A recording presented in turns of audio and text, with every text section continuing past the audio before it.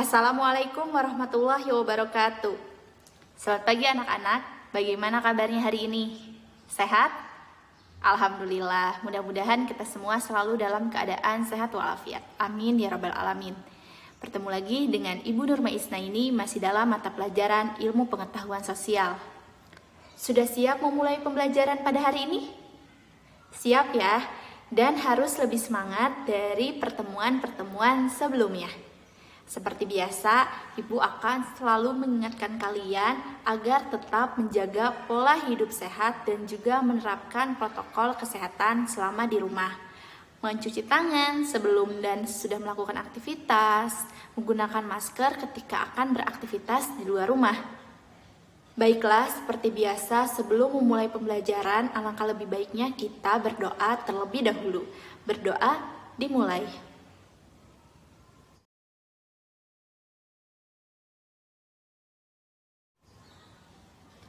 Berdoa selesai. Baiklah, ada yang sudah tahu materi apa yang akan kita pelajari pada hari ini? Siapa?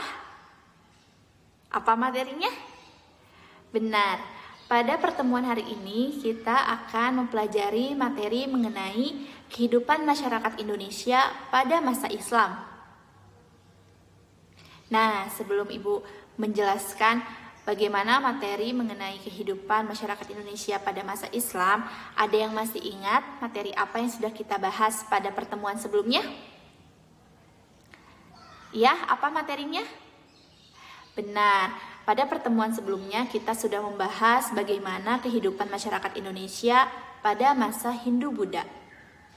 Oke, sebelum Ibu menjelaskan materi pada pertemuan hari ini, Ibu akan menjelaskan terlebih dahulu tujuan pembelajaran pada pertemuan hari ini.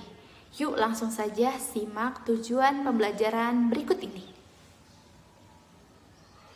Tujuan pembelajaran yang pertama, peserta didik dapat memahami proses masuknya Islam ke Indonesia. Kedua, dapat memahami penyebaran Islam di Indonesia. Ketiga, dapat memahami pengaruh Islam terhadap masyarakat di Indonesia. Dapat memahami kerajaan-kerajaan Islam di Indonesia. Dan yang terakhir, dapat memahami peninggalan sejarah masa Islam di Indonesia. Lalu, bagaimana proses masuknya Islam ke Indonesia?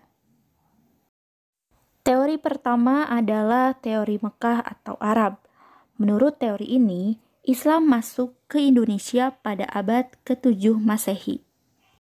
Teori ini didukung oleh Buya Hamka yang bernama lengkap Haji Abdul Malik Karim Amrullah, yang mengatakan bahwa Islam di Indonesia berasal dari Arab. Hal tersebut didasarkan bukti bahwa bangsa Indonesia telah menganut mazhab Syafi'i yang sama dengan mazhab yang dianut di Arab. Teori yang kedua adalah teori Persia. Teori ini dikemukakan oleh Hussein Jajadiningrat. Beliau mengatakan bahwa Islam yang masuk ke Indonesia berasal dari Persia. Pendapat tersebut didasarkan pada kesamaan budaya dan tradisi yang berkembang antara masyarakat Persia dan Indonesia. Salah satu tradisinya adalah peringatan Asyura atau 10 Muharram sebagai hari suci kaum Syiah atas kematian Husain bin Ali. Seperti yang berkembang dalam tradisi Tabot di Pariaman, Sumatera Barat, dan Bengkulu. Teori ketiga adalah teori Gujarat. Menurut teori ini, Islam masuk ke Kepulauan Indonesia sekitar abad ke-13 Masehi. Teori ini dikemukakan Snouch Hugrogne yang mengatakan penyebar atau pembawa Islam di Indonesia berasal dari Gujarat, India. Dasar dari teori Gujarat ini yaitu relief nisan Sultan Malik As-Saleh yang berangka 698 Hijriah atau 1297 memiliki kesamaan dengan nisan yang ada di Kambai, Gujarat. Selanjutnya, bagaimana persebaran Islam di Indonesia? Ada beberapa cara yang dilakukan dalam penyebaran Islam di Indonesia. Cara yang pertama, melalui perdagangan. Kondisi geografis sebagai jalur pelayaran dan perdagangan membuat wilayah Indonesia menjadi daerah pertemuan para pedagang yang tidak hanya berasal dari orang-orang lokal, tetapi juga dari bangsa Arab, Persia, Cina, dan India. Para pedagang tersebut biasanya bermukim atau bertempat tinggal sementara di daerah-daerah sekitar pelabuhan. Hal tersebut dikarenakan mereka menunggu perubahan angin sehingga memungkinkan mereka pulang ke negara asalnya. Dan pada saat itulah mereka menyebarkan agama Islam. Selain perdagangan, penyebaran Islam dilakukan melalui pernikahan. Para pedagang muslim yang menetap di sekitar pelabuhan banyak yang melakukan pernikahan dengan penduduk setempat. Dari pernikahan inilah terbentuk ikatan kekerabatan yang besar antara pihak laki-laki dan pihak wanita, sehingga memudahkan untuk menyebarkan agama Islam. Ketiga, melalui pendidikan. Para ulama dan guru-guru agama Islam mendirikan lembaga-lembaga pendidikan Islam. Salah satunya yang dikenal pada saat itu adalah surau, dayah, dan juga pesantren. Di tempat-tempat inilah para ulama mendidik para santri tentang agama Islam. Penyebaran Islam juga dilakukan melalui pertunjukan seni. Salah satunya adalah pertunjukan wayang kulit. Selanjutnya melalui tasawuf, melalui politik, dan juga dilakukan oleh para wali. Berikut ini adalah pengaruh Islam terhadap masyarakat Indonesia. Masuknya pengaruh Islam ke Indonesia telah membawa perubahan dalam berbagai aspek kehidupan masyarakatnya. Yang pertama, perubahan dalam bidang politik. Sebelum Islam masuk ke Indonesia, sudah berkembang kerajaan-kerajaan Hindu-Buddha. Kerajaan-kerajaan tersebut kemudian mengalami kemunduran dan digantikan perannya oleh kerajaan-kerajaan Islam. Pada masa Islam, konsep kerajaan berubah menjadi kesultanan. Yang kedua, bidang sosial. Pada masa Hindu-Buddha terjadi pembeda yang tegas antara kelompok masyarakat. Pembeda ini disebut dengan sistem kasta. Setelah Islam masuk, sistem kasta menjadi pudar karena ajaran Islam tidak menerapkan sistem kasta seperti ajaran Hindu-Buddha sebelumnya. Pada bidang agama, pada masa Islam, jelas sebagian besar masyarakat Indonesia telah menganut agama Islam. Meskipun demikian, masih terdapat masyarakat yang menganut agama Hindu-Buddha atau kepercayaan lainnya. Dan yang terakhir pada bidang kebudayaan. Berkembangnya kebudayaan Islam di Indonesia tidak serta-merta menggantikan kebudayaan yang sudah ada. Kebudayaan Islam mengakomodasi kebudayaan yang sudah ada, tentunya dengan modifikasi dan penyesuaian agar tetap sesuai dengan ajaran Islam, atau yang kita kenal dengan istilah alkulturasi. Kerajaan-kerajaan Islam yang ada di Indonesia. Kesultanan Perlak merupakan kerajaan Islam pertama di Indonesia yang terletak di Aceh Timur. Kesultanan ini berdiri sekitar abad 9 Masehi atau tahun 840. Sumber sejarah kerajaan Perlak didapatkan dari beberapa sumber, yaitu dari kitab, salah satunya kitab Idharul Haq karangan Abu Ishaq Makarani Al-Fasi, kemudian dari silsilah raja, mata uang Perlak yang bertuliskan huruf Arab, dan dari catatan perjalanan Marco Polo, pedagang Fenisia Itali. Sultan Alauddin Syed Maulana Abdul Aziz Shah merupakan pendiri dari Kesultanan Perlak. Semula, kesultanan ini diperintah oleh dinasti Syed Aziz yang berpaham Syiah, kemudian dilanjutkan oleh dinasti Marah yang berpaham Ahlus Sunnah. Sekitar tahun 976, Kesultanan Perlak pecah menjadi dua, yaitu Kesultanan Perlak Pesisir dan Kesultanan Perlak Pedalaman. Sehingga pada akhir abad ke-13, Kesultanan Perlak mengalami kehancuran karena diserang oleh Kesultanan Samudra Pasai. Kesultanan Samudra Pasai didirikan oleh Sultan Malik As-Saleh pada tahun 1285 yang bertempat di pantai timur Aceh. Sumber sejarah dari Kesultanan Samudra Pasai adalah makam raja atau batu nisan Malik As-Saleh, kemudian catatan Marco Polo, pedagang Italia, dan juga catatan Musafir Ibnu Battuhah dari India. Sultan Al-Malik As-Saleh, Sultan Muhammad Malik At-Tahir, Sultan Ahmad Malik Az-Zahir, dan Sultan Zainal Abidin Bahrain Shah merupakan raja-raja yang memerintah Kesultanan Samudra Pasai. Terdapat dua faktor yang menyebabkan kemunduran dari Kesultanan Samudra Pasai ini. Yang pertama, adanya serangan dari Kerajaan Majapahit, dan yang kedua, berdirinya Kesultanan Aceh. Selanjutnya adalah Kesultanan Aceh Darussalam yang terletak di tepi Selat Malaka. Kesultanan ini didirikan oleh Sultan Ibrahim atau Sultan Ali Mugayyad Shah. Sultan Salahuddin dan Sultan Iskandar Muda merupakan raja-raja yang pernah memerintah Kesultanan Aceh Darussalam. Kesultanan Aceh Darussalam ini mencapai puncak kejayaannya pada tahun 1607 sampai 1636. Kesultanan Aceh Darussalam memiliki corak pemerintahan, yaitu pemerintahan sipil yang dijabat langsung oleh bangsawan dan juga pemerintahan atas dasar keagamaan yang dijabat oleh para ulama. Salah satu faktor penyebab kemunduran dari Kesultanan Aceh Darussalam ini adalah wafatnya Sultan Iskandar Muda. Kesultanan Demak merupakan kesultanan Islam pertama di Pulau Jawa. Kesultanan ini didirikan sekitar abad ke-15 Masehi oleh Raden Patah, yang merupakan keturunan Raja Brawijaya V, raja terakhir dari Kerajaan Majapahit.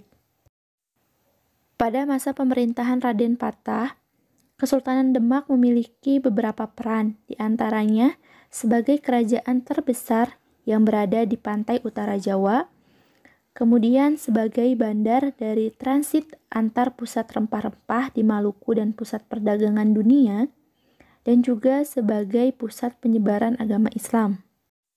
Selain Raden Patah, Pati Unus dan Sultan Trenggono merupakan raja-raja yang pernah memerintah Kesultanan Demak. Terjadinya perang saudara antar keturunan Sultan Trenggono dengan keturunan Pangeran Sekar menjadi salah satu penyebab kemunduran dari Kesultanan Demak. Kesultanan Mataram merupakan kesultanan Islam yang didirikan Sutawijaya pada tahun 1575. Sutawijaya ini kemudian menjadi Sultan Mataram yang pertama dengan gelar Panembahan Senopati. Selain Panembahan Senopati, Mas Jolang dan Sultan Agung Hanyokrokusumo merupakan raja-raja yang pernah memerintah Kesultanan Mataram.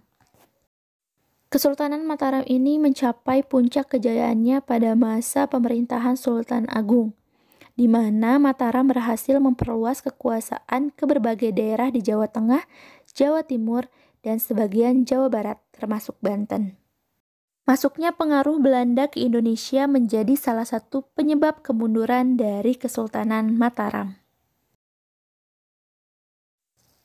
Sebelum menjadi sebuah kesultanan, Banten sudah berkembang menjadi kota pelabuhan penting di bawah kekuasaan Kerajaan Sunda.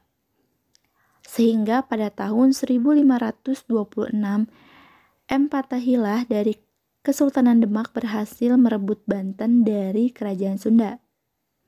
Perebutan kekuasaan ini terjadi disebabkan oleh adanya kerjasama politik dan ekonomi antara Kerajaan Sunda dan Portugis. Raja-raja yang pernah memerintah Kesultanan Banten diantaranya ada Hasanuddin, Panembahan Yusuf, Maulana Muhammad, Abdul Mufakir, Abu Ma'ali Ahmad Rahmatullah, Sultan Ageng Tirtayasa, dan Sultan Haji. Kesultanan Banten mencapai puncak kejayaannya pada masa pemerintahan Sultan Ageng Tirtayasa sekitar tahun 1651 sampai 1682. Pada masa pemerintahannya, perekonomian Banten semakin berkembang. Hal ini karena pedagang-pedagang asing seperti Arab, Gujarat, Persia, Turki, Cina, Jepang, dan Eropa berlabuh di Banten. Perselisihan antara Sultan Ageng Tirtayasa dengan putranya Sultan Haji merupakan awal dari kemunduran Kesultanan Banten. Kesultanan Makassar merupakan kesultanan Islam yang terletak di Sulawesi Selatan. Kesultanan ini berasal dari Kerajaan Goa dan Kerajaan Talo yang bergabung menjadi satu di bawah pimpinan Raja Goa. Kesultanan ini kemudian berkembang menjadi pusat perdagangan di Indonesia bagian timur. Hal ini disebabkan letak Makassar yang sangat strategis dan menjadi bandar penghubung antara Malaka, Jawa, dan juga Maluku. Sultan Alauddin, Sultan Muhammad Syahid, Sultan Hasanuddin, dan Mapasoba merupakan raja-raja yang pernah memerintah Kesultanan Makassar. Kesultanan ini mencapai puncak kejayaannya pada masa Kesultanan Hasanuddin, yaitu sekitar tahun 1653 sampai 1669. Pada tahun 1660 terjadi Perang Makassar yang disebabkan oleh persaingan antara Kesultanan Makassar dengan Kerajaan Bone, yang merupakan awal dari kemunduran Kesultanan Makassar. Pada abad ke-15 Masehi, para pedagang dan ulama dari Malaka dan Jawa menyebarkan Islam ke Maluku. Dari sinilah muncul 4 kesultanan Islam, yaitu Ternate, Tidore, Jailolo, dan Bacan. Dari 4 kesultanan tersebut, Kesultanan Ternate lah yang paling maju. Hal ini dikarenakan Kesultanan Ternate kaya akan hasil rempah-rempah, sehingga menarik banyak pedagang. Kemajuan Kesultanan Ternate menyebabkan persaingan antara kesultanan yang ada di Maluku. Akibatnya, muncul 2 persekutuan yang saling bersaing, yaitu Uli V yang dipimpin oleh Ternate dan Uli Siwa yang dipimpin oleh Tidore. Berikut ini adalah peninggalan-peninggalan sejarah masa Islam di Indonesia. Yang pertama dari seni bangunan. Terdapat masjid dan juga keraton. Masjid merupakan bangunan tempat beribadah bagi umat Islam, sedangkan keraton berfungsi sebagai pusat pemerintahan dan sekaligus sebagai tempat tinggal dari raja beserta keluarganya. Kedua dari seni rupa. Terdapat makam, kemudian kaligrafi, dan juga seni ukir. 3 dari sastra atau karya sastra. Yang pertama itu ada babat. Babat ini diartikan sebagai cerita yang berisi tentang riwayat atau kejadian-kejadian penting di kerajaan. Kemudian yang kedua ada hikayat, diartikan sebagai cerita atau dongeng yang dibuat sebagai pelipur rara atau pembangkit dari semangat. Kemudian yang ketiga ada suluk. Suluk ini merupakan karya sastra yang berasal dari Jawa yang berisi tentang masalah gaib atau ramalan-ramalan tentang hari baik dan buruk. Kemudian juga ada syair. Syair ini diartikan sebagai puisi lama yang setiap baitnya terdiri dari 4 baris yang berakhiran dengan bunyi yang sama. Dan yang terakhir ada riwayat atau nasihat, yaitu karya sastra yang mengiaskan riwayat para nabi beserta nasihat-nasihatnya. Yang terakhir dari seni pertunjukan. Yang pertama itu ada seni tari. Seni tari ini biasanya di beberapa daerah di Indonesia terdapat banyak sekali jenisnya. Biasanya yang berhubungan dengan nyanyian atau bacaan tertentu berupa salawat atau bacaan yang bernafaskan Islam. Salah satunya adalah tarian saman. Kemudian yang kedua ada seni suara. Nah, seni suara ini biasanya berisi salawat Nabi dengan iringan rebana. Kemudian ada seni wayang. Seni wayang ini dipentaskan untuk kepentingan dakwah agama Islam. Jenis wayang yang sering dipentaskan salah satunya adalah wayang kulit. Dan yang terakhir adalah seni gamelan. Nah, seni gamelan ini biasanya dipakai pada upacara peringatan Maulid Nabi Muhammad SAW. Bagaimana pembelajaran hari ini? Seru? Udah dipahami? Alhamdulillah, jadi semuanya sudah paham ya dengan apa yang telah Ibu sampaikan? Baiklah, agar Ibu mengetahui sejauh mana kalian memahami dan menyimak apa yang telah Ibu sampaikan, Ibu akan memberikan satu soal yang tentunya harus kalian jawab. Yuk langsung saja simak soal berikut ini. Coba kalian perhatikan soal berikut ini. Sebutkan cara-cara penyebaran agama Islam di Indonesia. Bagaimana? Sudah ketemu jawabannya? Sudah ditulis? Baiklah, yuk langsung saja kita bahas bersama-sama. Terdapat beberapa cara yang dapat dilakukan dalam menyebarkan agama Islam di Indonesia. Yang pertama, melalui perdagangan, kemudian pernikahan, pendidikan, kebudayaan, tasawuf, politik, dan melalui para wali. Alhamdulillah, tidak terasa pertemuan kita pada semester 2 ini. Mudah-mudahan apa yang telah Ibu sampaikan dapat bermanfaat dan juga dapat menambah hasanah ilmu pengetahuan anak-anak di rumah.